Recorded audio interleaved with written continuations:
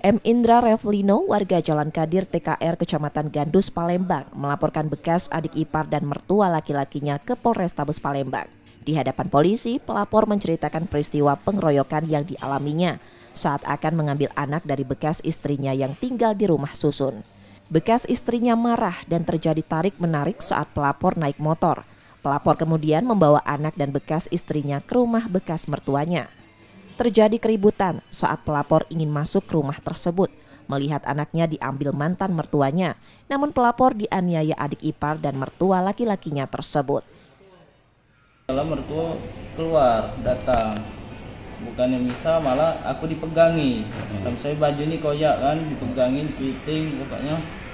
Kalau aku bantingi badan kan, nyampak juga mereka kan.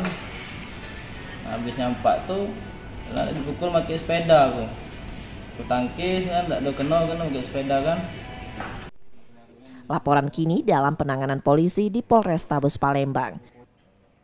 Yudi Kiswanto, Kompas TV, Palembang, Sumatera Selatan. Nah, anak aku tuh ngedor-ngedor kan.